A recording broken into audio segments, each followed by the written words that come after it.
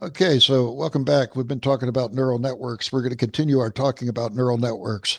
These are some of the classic sort of results that people have been using for a few decades.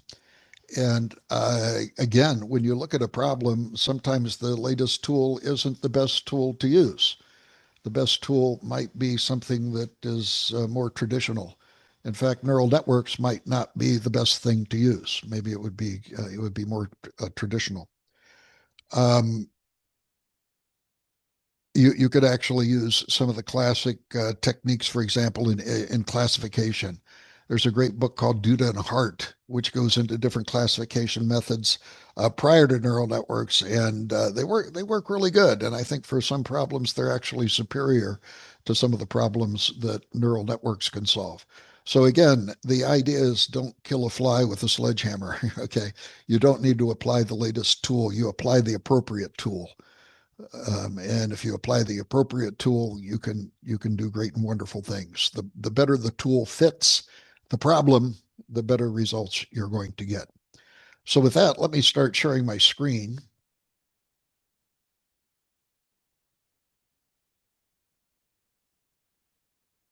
So I'm going to start here and we're going to backtrack a little bit. We talked about the perceptron and the idea is if you have training data, the idea is to wiggle the weights, and we want to wiggle the weights so that we find the optimal weights so that we minimize the error between our input and our output, between what we want and what we got.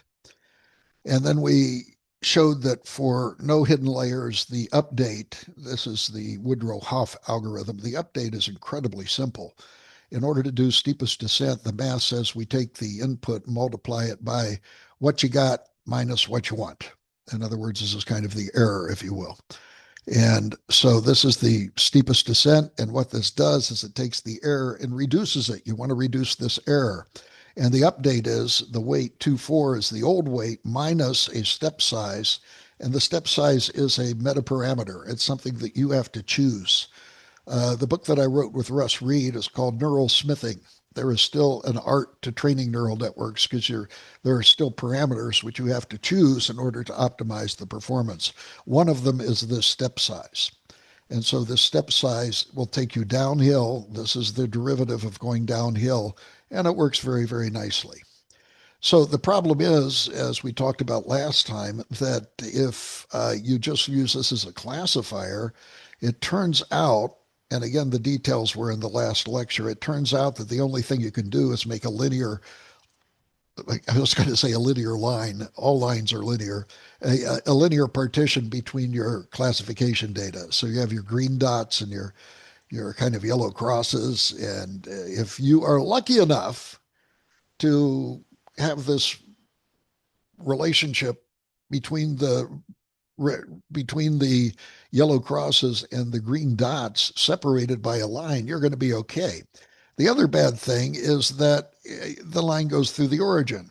In fact, if we look back at the classifier, if all of the inputs are zero, then the summation is going to be zero. And if we use the sigmoid gives a zero, or I should say the hyperbolic tangent gives a zero. And so we're going to have a zero output. So that's not good. So zero input gives us zero output, and that's kind of weird. So the mini solution to this is to add a bias. And this bias always is one. So you have your regular inputs, and then you have a one for this input. And biases are used all over the place. They're used in generative models, for example. And then you always assume this input is one, but then you still kind of wiggle and train the weight, connecting the one to the output. And what this does is this allows you to take the line off of the origin and move it. But this is still not very good because it's still a linear sort of classifier. And this was a gut punch with Minsky and Papert because they wrote a book called Perceptrons, which derailed funding of early neural networks. And they pointed out that you couldn't have an exclusive OR, and an exclusive OR cannot be separated between ones and zeros with a line. Now, the exclusive OR is if you think of a surface with one at the green dots and zero at the yellow crosses, So you want to separate the yellow crosses from the green dots, and you can't separate the yellow crosses from the green dots. You can't put a line to separate it. And so they said, no, this is a bunch of baloney. All of this stuff that Woodrow and Hoff did with Adeline is no good. And of course, you can't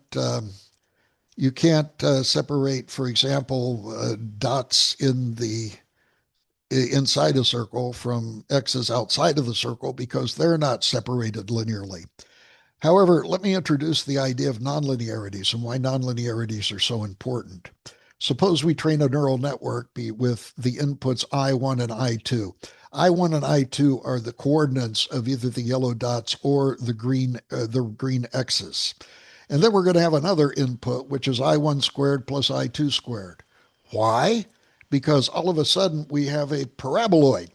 So we have a input here one, we have an input here, we have input one, we have input two, and then we have input three, and input three is the sum of the squares of the two. And what we get is a surface, which is a paraboloid. Now, what's interesting about this is you can use a linear separation in order to cut this with a horizontal plane. And if we cut this with a horizontal plane, we can actually separate the dots inside from the dots from the crosses outside. This was the basis for the idea of support vector machines. And we're not going to go through support vector machines. I don't see them looked at very much anymore, but they recognized that if you began to use nonlinearities, that you could literally separate separate data that isn't linearly separated, but if you added this higher dimension, you could separate the data. And again, that's the basis of support vector machines. And this is just a very simplified version of it. So let's go to the layered perceptron. We talked about this last time, but I wanted to dig a little bit deeper here. Here's a layered perceptron. We have the input at the bottom, we have a bias, we have the weights, we have the hidden layer, and the hidden layer is the secret sauce. And this is what makes layered perceptrons and modern generative AI and convolutional neural networks work, because the hidden layer puts in nonlinearities. And because of the sigmoid, you remember the sigmoid? You run the sum through this nonlinear operation, and that is a nonlinear operation, which eventually is going to allow you to do better classification. Now you'll notice up here we had to have domain expertise because we had to know that we had to know I1 squared and I2 squared.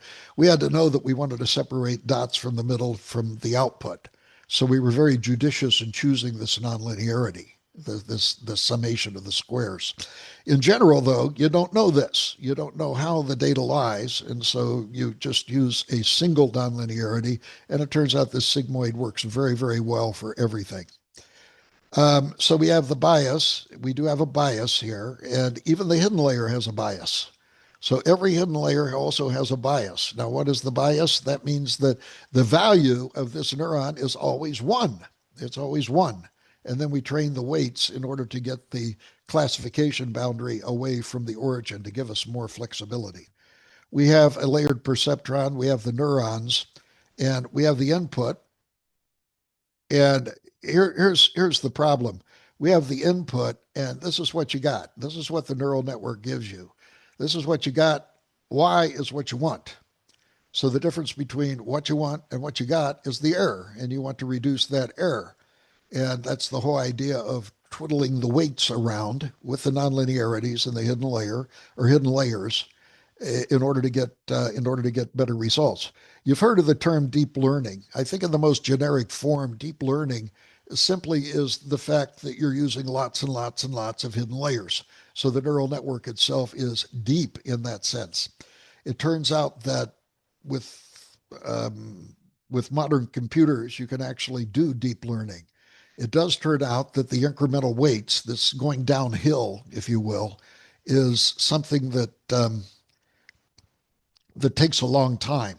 And so you have a long time to get to the results. So you have to do a lot of steps downhill in order to get the results. So deep learning with faster machines allowed us to use many, many hidden layers because, kind of as a rule of thumb, the more hidden layers, the more time it took to train the neural network. So this is what we have. We have a layered perceptron with an input, and the input is fed into the weights, and the weights can be thought of as vectors. I'm sorry, as matrices. You'll notice that we can talk about all the values here in this hidden layer. All of the values in this hidden layer can be looked at as a vector, right? And then in order to get to this next layer, we multiply all of the results of the hidden layer by all of these interconnects in order to get this layer. This is simply a matrix vector multiplier. We are actually taking well, with the nonlinearity, we have to pop through the nonlinearity of the hidden layer. But we're literally taking this result and we are multiplying it by a matrix, and the matrix is a weight matrix in order to get the output. So what do we have here? One, two, three, four, five, six, seven, eight, nine inputs, and then we have three outputs. So think of the matrix as a 9 by 3 matrix. And if you look at the number of interconnects, that's exactly how many you have. There's, I guess, 9 times 3 is 27. So there's 27 interconnects, 27 weights that we have to determine. So we have the weights, and then in order to look at the math behind it, it turns out that Z is kind of the input into the nonlinearity. So this is the sum of the input times the weights, and we run this through the nonlinearity, the sigmoid nonlinearity, the hyperbolic tangent nonlinearity, or if you will, I call it a halfway rectifier nonlinearity, where anything negative it sets to zero, anything positive it keeps the value, and then the output after we run it through the nonlinearity gives us a value of A. So we take Z, and in each neuron, we subject the value of the input there to the nonlinearity, and the state of the neuron is given by A. And that was a squashing function, remember. It takes all of the values, because Z can actually run from, well, from a very small number to a very large number, from negative infinity to infinity. If you remember the sigmoid function, the squashing function, it takes this and squeezes it down to an interval of 0 to 1. So that allows us not to get crazy in terms of the dynamic range of all of the things that we talk about. So again, we have an input, we have a matrix vector multiply in order to give us the input to the next layer. Each neuron is put through a nonlinearity, and then this is subjected to the same property again. Some more weights, and eventually we get to the output. Of course, we can have more than one hidden layer. We can have a number of hidden layers, and this is what you get with deep learning if you have a bunch of hidden layers. And so this is it, and there is the bottom. That's the input. And so we have the input. Now, notice that this is a search problem, because the input, which is your training data, you can think of it as fixed. Your output, which is what you want, is fixed. So you have an input which is fixed, you have an output which is fixed, and the thing that you want to wiggle around and you want to find out is the weights. And the weights, again, are supposed to minimize, at least in this case. There's different objective functions, but I think it's easiest in this case to minimize the error between what you get, which is the y hat, and what you want, which is the y. So here's the way it is. This is not pretty math, and in fact, this lay dormant for years until Werbos discovered it, and then it was popularized in the PDP books by Rumelhart et al. But here we have it. Suppose that we have 4 hidden layers, okay, and the output of each layer is F1, F2, F3, F4. So we take the input. In this case, X is the input. A little bit of notation inconsistency here.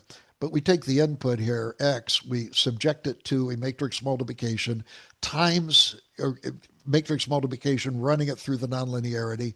And then we do this again. We take that function and run it through another matrix multiplication times the nonlinearity. Then we take that and run it through another one. And then we run it through this one. And that's the output. So it's a function of a function of a function of a function. And if we look at these functions, what are they? They are the matrix. This is the matrix times X plus the bias. And this is the bias term here. So the problem with a matrix multiplication is if you have a zero input, then this matrix vector multiplication becomes a zero and therefore subjects you through going through the origin. And we don't want that. We want to be able to offset that even with nonlinearities. So we add a bias. So this is the first layer. We take W1 times X plus B1, and then we run it through the squashing function, the nonlinearity. Then we take the output of the second layer, which is H2, H1.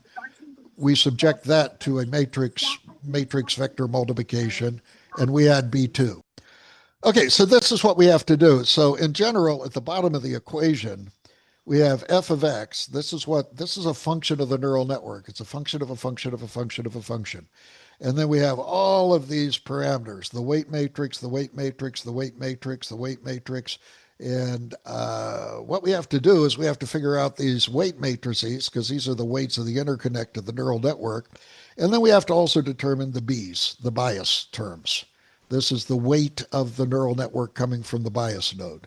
So we have a lot of different nonlinear. We have a lot of different parameters to determine. This is a search problem.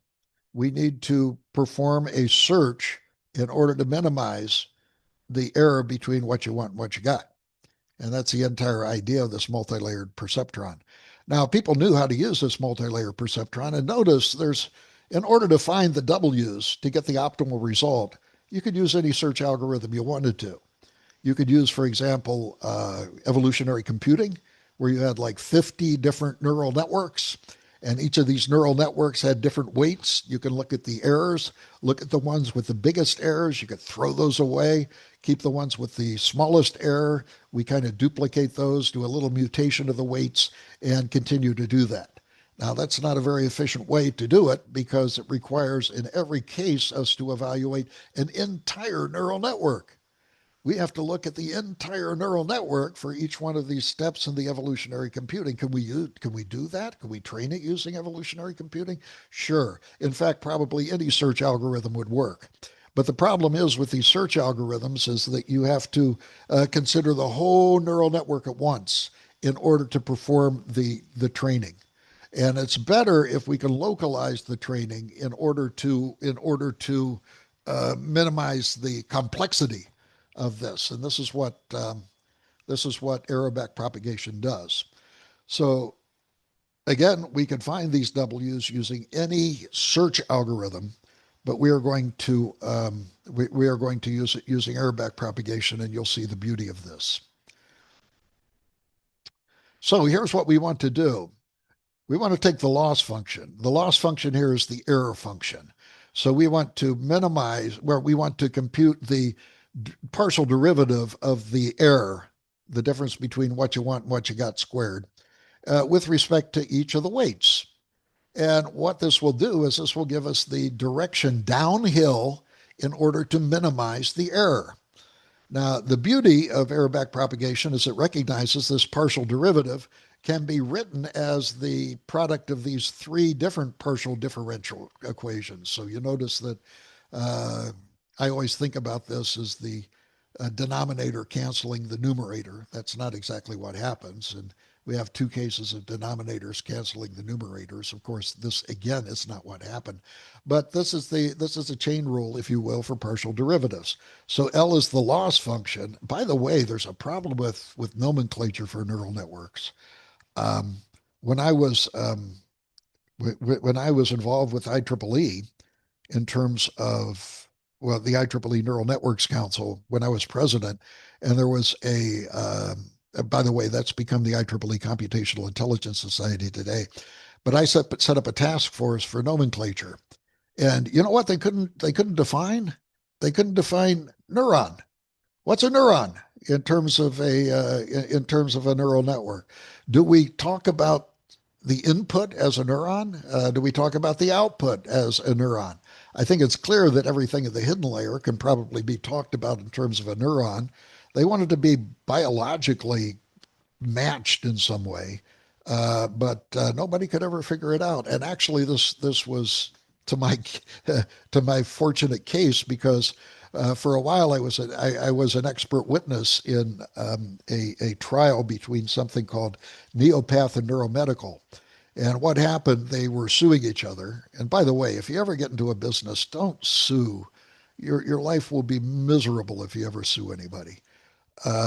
Because everybody walks away at the end of a lawsuit and everybody feels that they've been screwed. Both sides do. But anyway, Neuromedical was using a neural network to classify cancerous cells in pap smears, which is a cervical scraping that can detect cancer.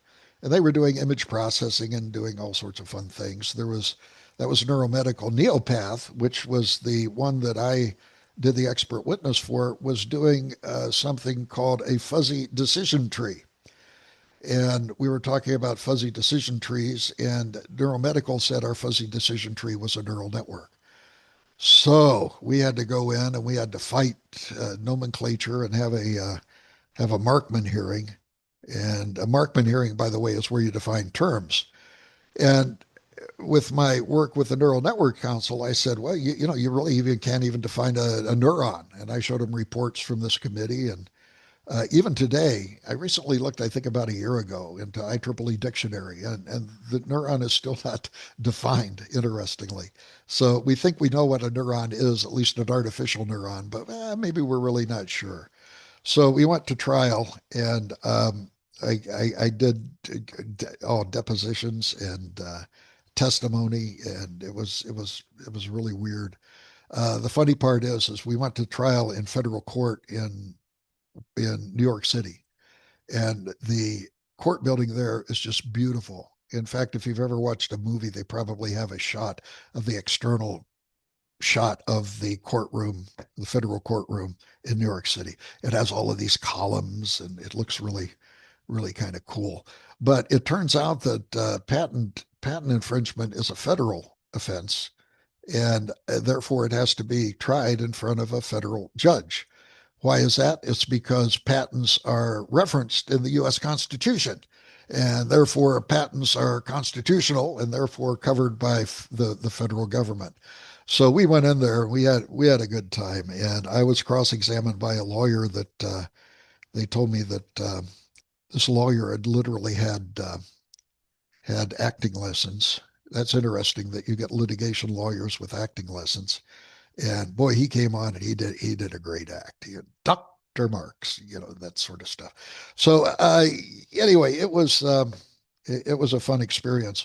But the way it ended was kind of curious. There used to be in Native America. This is what I read on Wikipedia, so it must be true. That tribes used to fight each other, and they would begin to decimate each other. And anytime you have a war, there's just a decimation of people, a lot of people killed. And of course, this weakens both sides. Think of today the Ukrainian Russian war, where thousands and thousands of people have been killed. And then what happened is a third tribe would come in and they would look at both of these weak tribes and they would say, okay, we can take over these weak tribes because they've been punching each other for so long that they're both weak, and we're going to go in and we're going to take over. And indeed, that's what happened in Native America um, before Columbus, is my understanding. So that's what happened to Neuromedical and Neopath. They were spending thousands, I mean, hundreds of thousands, maybe even millions on their lawyers. Lawyers are incredibly expensive and they hire the best lawyers. The best lawyers cost big bucks. And so they were both kind of hemorrhaging. They were both having challenges with their business. And so a third company came in and bought both of the companies. And when you buy the companies, you buy the patents. So all of a sudden, all of the patents were under one umbrella because this third company came in. My days getting paid as a consultant, by the way, if you can ever get a job as an expert witness, you can charge big bucks. You can charge what the lawyers charge. And it was a gravy train for a while. But it ended abruptly because the third company came in and did that. So why do we go down this rabbit trail? Because the idea of a neuron and some of the nomenclature is really not determined. In fact, there's actually argument of how many how many layers are there in a neural network. If you have the one that I'm talking about, there was one hidden layer, but maybe you actually have three layers. You have the input, the hidden layer, and the output layer. And even that was argued. So, yeah. So, anyway, we're going to talk about it like we know what we're talking about and go ahead and continue that way. Okay, so let's go back to the lecture. So here's the core back propagation idea, the derivative, where you take the derivative of the error with respect to the weight. Why do you want to do that? Because that's a step downhill, and you break it up into these partial derivatives. L is the loss function, or the error function, if you will. A sub JL is the activation of neuron J. In other words, that's the input. And Z sub J is equal to I'm sorry, the C sub j is equal to the input of the neural network, and A sub j is after you run it through the nonlinearity. So that's what these are. Now the cool part is if you look at the activation versus the input, you run it through the sigmoid. Remember, the sigmoid was really cool because we were able to compute the derivative by not doing a derivative. In fact, the derivative was the sigmoid times 1 minus the sigmoid. So we didn't have to worry about doing actual derivatives. And so using nonlinearities like that is really, really nice.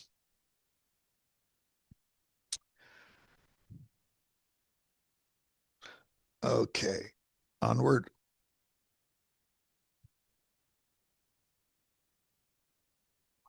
So I've repeated the partial derivative thing up here just for clarity and kind of the architecture for the neural network down here. We have the input, the weights, the input into the neurons. A is after the nonlinearity. Then we have the weights. Then we got what you got, and we want to minimize what you got. We want to minimize the error between what you got and what you want. And that's the entire idea. And we want to take a step in each case to improve each weight by going downhill. So here's what's interesting. Here's these terms. We can actually break down these terms in a beautiful way. The delta z sub j with respect to the weight is nothing more than the a sub I. That's the state of the neuron, and d sub ai d sub zj is equal to the derivative.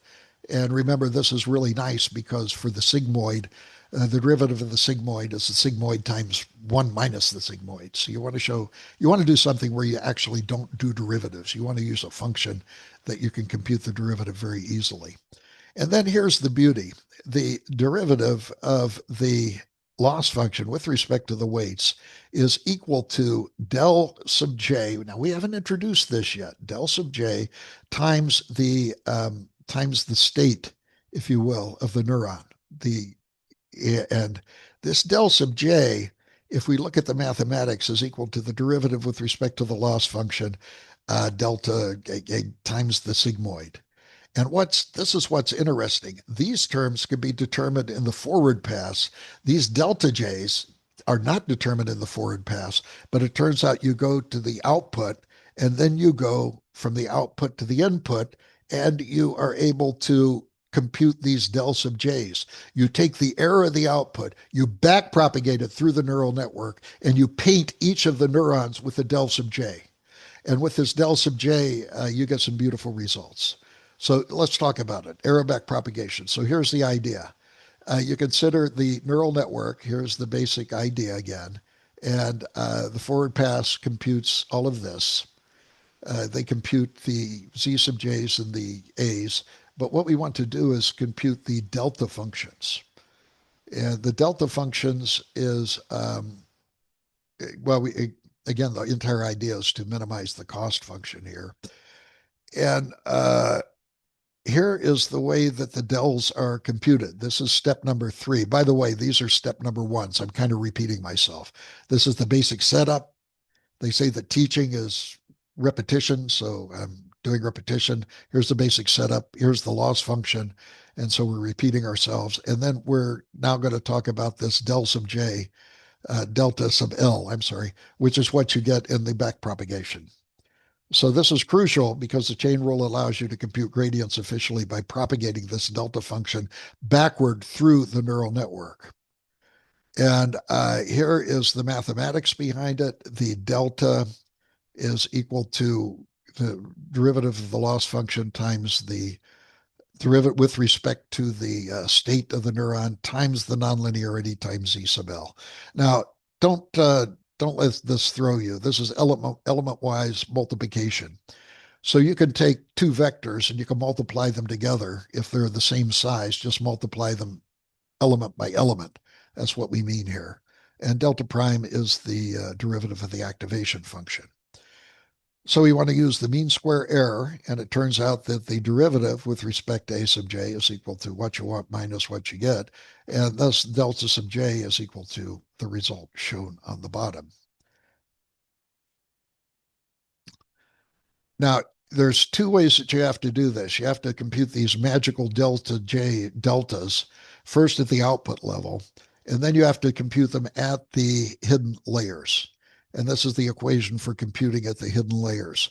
Let me give you a schematic of the way that it's done. We could go through the math here, but I think this is easier. Now, in this case, the input is on the left, the output is on the right. We have computed the error, and now we're back propagating that error through the neural network to paint each of the deltas. So we take the deltas of the previous network, and notice we're going backwards, if you will, through the neural network. We compute these deltas for each neural network. We use the existing weights and we sum them up, and then we run it through a nonlinearity equal to the derivative of the nonlinearity, the derivative of the squashing function, which for the sigmoid is what is it? It's the sigmoid times one minus the sigmoid. For the hyperbolic tangent, it's one what one minus the square of the hyperbolic tangent, or is it one? No, it must be one plus the square of the hyperbolic tangent. So this is the result that we get, and the output of this is del sub I. So therefore, we're taking the deltas from the previous layer. We are back propagating them, running through this, and then it gives us the delta for that neuron. And then we take this is done for each neuron, and we back propagate that into the next layer. So we back propagate these delta i's through the neural network from the output back to the input. That again is the reason that they call it error back propagation. And the beauty of this is that in step number 6, we see that is where step number 6 is that the partial with respect to L and the weights are given by this relationship. And all you need to know is the delta L's and the A's. And that's actually very beautiful. I'll give you a simplified interpretation of this, but this allows us to compute the derivative of the loss function with respect to the weight matrix. And that is what? That's a step downhill for each of the weights. And that's really kind of wonderful. Each weight's gradient is the product of the node's error and the activation coming from the previous layer. And our magical value of delta is given by this when we're talking about biases. But here is the basic idea.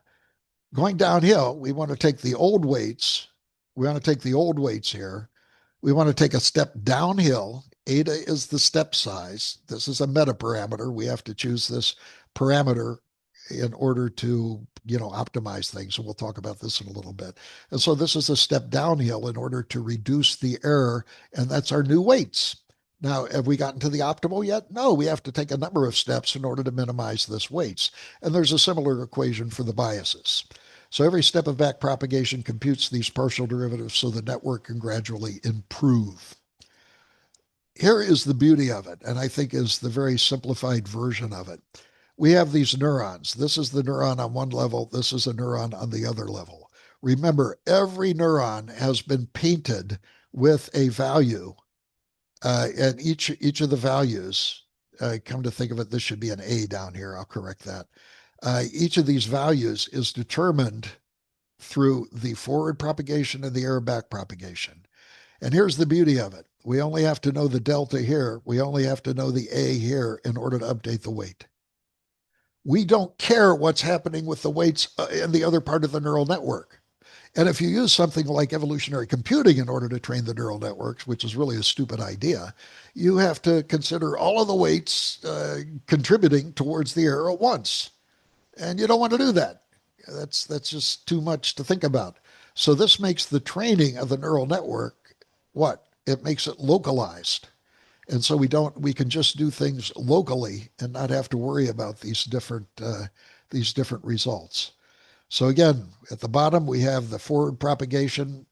The back propagation is not shown, but the forward propagation paints all of the A sub J's. The back propagation paints all of the delta I's. Once all of the neurons are painted with these values, we can simply update the weight. We can update the weight by knowing just the values between, for a given weight, we just need to know the values of the two neurons that connect the weights. And again, that's just beautiful, beautiful mathematics. So backpropagation works by computing how much each neuron contributed to the final error. It does this. This is another summary. Running the input forward to compute the predictions, measuring the error using a loss function, usually a mean square error, although we'll find out later for generative AI, for example, they use something called a cross entropy. But you can do loss functions and to compute your error in a number of different ways. You send that error backward through the network using the chain rule. You compute the partial derivatives of the loss with respect to every weight and every bias, and update the parameters in the direction that reduces the loss. In other words, take a step downhill. Backprop is efficient because it reuses intermediate results and computes all necessary derivatives in time proportional to a single forward pass. Now, one of the problems is that taking a step downhill can be kind of arcane. And what do I mean by that? Well, one of the things is the step size. This step size has to be just right. We've seen this in control theory. What happens if you take a step too big? If you take a step too big, you might overshoot your target, right? And you might step over the minimum, and then you're up here at the top, and you have to step back over the minimum, and then you step back over the minimum, and so your step size is too big, right? On the other hand, if you take too small of a steps, you get overdamped. This is exactly equivalent to what we see in control theory. Overdamped means that we have a really, really slow convergence. And critically damped is kind of the best way to get to the result, not being overdamped and not doing overshot. And the reason is kind of shown in the bottom here, is that if we have step sizes, uh, we can go boom, boom, boom, boom, boom, boom, boom. This is when the step sizes are too big. And this is when they're too small, and this is just right. There's really no differentiation. I don't like these two figures on the right here, but you can get the idea. And so choosing the parameter, the meta parameter, is going to be important. If you choose it too small, your neural network's going to probably take a lot more time to train than it does otherwise. So the other thing that we do is actually add momentum. And this idea of momentum is what you might think. You'll notice that in the bottom here that there's no consistency in the path. It can be jagged all along. Momentum says that you want to take your next step size in the general direction of your old step size. It's kind of driving a car. You cannot drive a car in a parking lot going toom, toom, toom, toom, toom, toom, toom. You have momentum, and that momentum is going to make sure that whatever this curve is going to be smooth. And so momentum is often used in the training of a neural network, and it's given by another parameter, another metaparameter, if you will, alpha, that tells you how much you change it. So let's look at this. The new weight is equal to the old weight plus a step downhill plus a little bias in the same direction that you took your last step. And this gets momentum, and this kind of smooths out your curve. And there's different ways to train. One of the ways to train is to batch train. This is normally done. In other words, you can do one input at a time, and you can compute the error for that one input. And after you compute the error for the one input, you backpropagate and kind of update the weights, and you can go to the next input. So you can go to one input to the next input. However, doing that Yeah, well, first of all, it takes a long time. Another way to do this is to do what they call batch training, which is to take a bunch of elements and um, accumulate the error for a number of inputs. And this works too. So you take 20 inputs and kind of accumulate the error and then back propagate that error for 20 inputs. And that turns out to work. That's called batch training. And you can update the weights in each epoch. And an epoch is where you've presented a bunch of data at once. There's online training where you just train one data pair at a time, and that's also a possibility. And you got to make sure that whether you randomize your data. If you just do it one at a time and you're using the same data to train the neural network, there's a problem if you use the same order of the training data. It's better to use the training data, then shuffle the training data and do it again and do a shuffle between each value. Otherwise, you get kind of a bias. In fact, if you think about it, if you put in a one input and then you wait until the hundredth input might have forgotten what the first input was. And so you need to shuffle or randomize things. And so this is what you get if you don't shuffle. If you don't shuffle and you present the data one at a time using error back propagation, you kind of repeat the error. In other words, because the data is presented one after the other again and again and again at the same time, it does a cyclic sort of thing, and it doesn't do very well. They have a name for this called cross stitching, where you jump over the results, and you can see this dashed line here is the objective function, and the minimum is in this little ellipse up here. So yeah, it'll converge, but you do get this interesting result. It's better, on the other hand, to do the it doesn't appear, it looks kind of crazy here, is to shuffle the data if you use one at a time, and then you get the result shown here. The best is batch processing because the batch processing is very easy. You accumulate error for a number of inputs. And after you accumulate the error of a number of inputs, you error back propagate those inputs. And so these are the three results you get. This is with not shuffling the input one at a time. This is shuffling the input at one at a time. This is using batch processing. And so we get a much smoother sort of relationship here. So with that, we have to be careful in training neural networks, and this will be the last topic. Let me check my time here. Okay, yeah, we have time for that. One of the things you don't want to do is you don't want to memorize. And there's a difference between learning and memorization. And you don't want to memorize your data because that's not good. Memorization doesn't help you very much. So therefore, let's suppose that we have these dots and these X's, and we have this concept here. And we don't use all of our data. We keep some of our data aside as something called test data.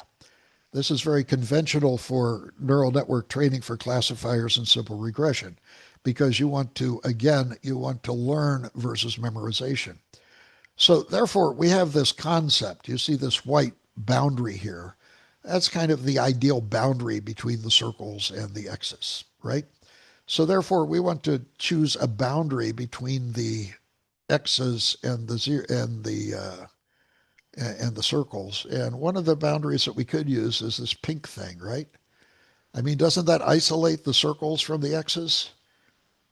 But that doesn't satisfy our intuition very well, does it? Because it isn't smooth and it looks like it memorized and it really hasn't done anything nice. What we would like to have is we would like to have a learning which is closer to the concept, which is closer to the truth. Unfortunately, we don't know what the truth is. So the best we can do is once we train the neural network is to go in and test the data with data it has not been trained with. You have to test the data with data that it hasn't been trained with. So we have these other datas, and we would like to have a better generalization, which is closer to the concept. That green line is a lot better, right? And so we do this by looking at data which hasn't been used to train the neural network. This is test data, it's set aside. And this test data is pluses and zeros here. And if the error of your classifier is small for the test data, that means you're doing pretty good. You'll notice that with the test data for the pink, the big splotch here, the test data for the pink is not that good, right? And that says that we're going to have a big error. And with this test data, which is shown in green, we're going to have a bad result. We're going to have a big error. But if for the green, if we have that green, it turns out that that tests out pretty well. So therefore, using test data in order to test whether your neural network has been trained and is learning rather than memorizing, using test data is really good. This kind of vets the neural network. Here's another example in one dimension. We have a number of dots here, and these are the yellow dots, and we have a concept, and there's a little bit of noise in our training data, so it's not actually on the line. So we want to train a neural network to connect all of these dots. In the same spirit as before, we can generate a line. See this pink line? This is really good. This pink line goes through all of the dots, right? But it isn't very good relationship to the concept, isn't it? We don't want to use that pink because that pink is memorized and we have no idea how it interpolates outside of the training data. So here's what we do. We are memorizing and we are overfitting. So what we'd like to do is we would like to get something closer to that green line, which is closer to the concept, which is the learning. How do we assure that? Again, we set aside some of the data as test data, data which has not been used in the training of the neural network. Then we compute the error generated by the neural network with the test data. And if the error in the test data for the neural network is small, that means we have learned. You will notice that if we did the error of the test data versus the pink curve, the wiggle all over the place curve, that we're probably going to get a pretty big error, aren't we? Right? Between the red dots, which is our test data, and the curve, which is the pink data. We're going to get a smaller error. And what we do is we sum the errors for each one. And we sum them up, some of the squares, if you will, of the errors. But for the green line, it's a lot smaller, isn't it? So how do we determine this in practice? How do we determine this? Now, it's very clear that if you have too many degrees of freedom in your neural network, you're probably going to memorize. And yeah, this is a case that can happen in deep learning, and we'll address this too in convolutional neural networks and generative AI. But in this classification, we want to make sure that we again learn versus memorize, and we do this using the test data. Here's successful learning. Here's what you can do. You have to recognize data outside the training set. You want to make sure that indeed that outside the training set is gives you a small error. So this is data again, which has not been used to train the neural network. The neural network must successfully classify, interpolate inputs it has not seen before. How can we assure learning? We can assure learning through something called cross-validation.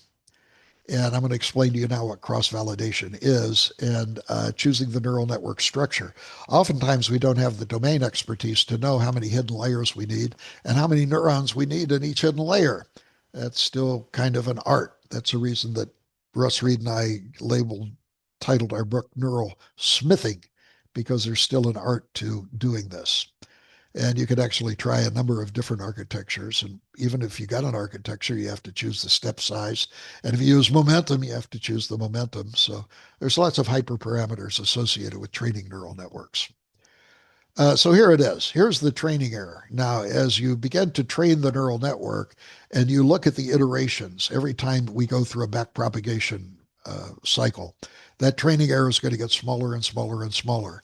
And eventually, if things are crazy enough, that there's sufficient degrees of freedom, I should say. If there are sufficient degrees of freedom, that error is going to go to zero. But if that error goes to zero, it turns out that maybe you've memorized, right? And maybe it's not what you want. So what you do every time you compute the training error, you also do the test error. And here's the test error. This green is the error associated with the data that the neural network has not been trained yet. It begins to reduce, and then all of a sudden it reaches a minimum here, and then it starts to get bigger again. This idea of it getting bigger means that it has started to memorize, and that's what we don't want to do. So it's probably best to stop your training at the minimum here. And at the minimum, where this test error is minimum, is a good place to stop the training and saying we've done the best we can. Now, if you have a couple of neural networks and you train not only a couple, but maybe 20 neural networks with different numbers of hidden layers and different numbers of neurons, each one of them will have a curve like this. And ideally, what you'd like is you'd like to choose the one where this minimum is smaller, right? If I choose another neural network, this minimum, this stopping point might be higher or lower. Well, the lower it is, the better. And so if you have like 20 neural networks with different parameters, you want to choose where this bottoms out and bottoms out at the minimum. Okay? So that's the idea of cross validation and how we assure that we're memorizing as opposed to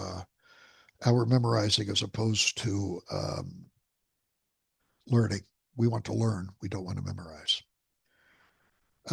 Last thing I want to mention, and we have about 8 minutes left, and this is the curse of dimensionality. We've touched on this before, but for many problems, the required number of training data increases to the power of the input's dimension. Um, the idea of the curse of dimensionality has been partially smashed by convolutional neural networks, an incredibly clever technique to train neural networks, which we'll go into.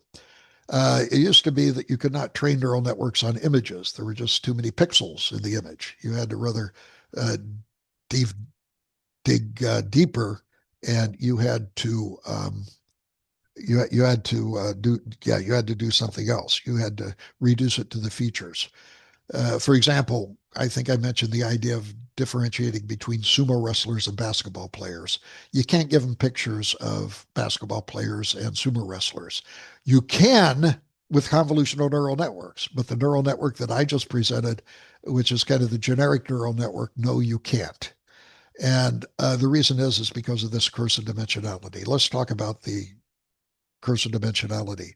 For n is equal to 2 inputs, these are rules of thumb, by the way, they're not absolutes. For n is equal to 2, suppose that we had a circle inside a square, and we needed to figure out how much data we needed to see that it was a circle inside of the square. I maintain it's about 100 points. I'll show you a picture next. And how many for 3 inputs? Well, if you wanted to determine the number, if you wanted to differentiate a sphere inside of a box, maybe you'd need a little bit more. And in general, 10 to the n training data points are needed for, if you will, hypersphere. Here's a picture to substantiate that. Here is classifying a circle in a square. So how many points do we need to know to figure out that this concept is roughly a circle? And I say about 100. It isn't a fixed number, but the more, the better. If I did 5 million different training data, I would very easily differentiate the circle within the square. But let's say that for government purposes that and for our design criteria, don't forget engineers work in accordance to design criteria as opposed to optimality. If with our design criteria, I just got close enough, I would say there's 100 points here to determine whether a point is within a circle or a square. Now let's take that to 3 dimensions, and we have 100 points which are shown. Let's take that to 3 dimensions. In 3 dimensions, we have 3 inputs. We have I1, I2, and I3. These are the X, Y, Z components. And I maintain that if we look at different slices here, each of these slices would basically require 100 pieces of data to determine the radius of the circle in each one of the slices. So therefore, there's 10 slices here that I've drawn, and each one requires 100 data points. So therefore, that's going to be 1,000. So 10 layers each with 10 squared points. That's 10 to the third pixels. And again, you'll notice that this 3 is the number of dimensions. So the point is that the higher dimensions we go, the more inputs that we have, the more data that we need to fill up our big space. Now, again, there are exceptions to this, but this is just kind of a rule of thumb. And because of that, this is the way that we this is the way that neural networks will do if you would just use a vanilla generic neural network. How can we avoid the curse? Number one is feature selection. I mentioned the idea of sumo wrestlers versus basketball players. You cannot do it with pictures, but you got to choose features. Well, maybe the height of the person and the weight of the person. And if we have the height versus the weight, that's a good feature to differentiate between basketball players and sumo wrestlers, right? Sumo wrestlers are they're big, but they're really fat, and basketball players are really tall. And so that's one. Another one is feature extraction. There's a difference between this. We'll talk about feature extraction when we talk about autoencoders, which comes up next. And then the big breakthrough is clever training. And this clever training came about with deep convolutional neural networks.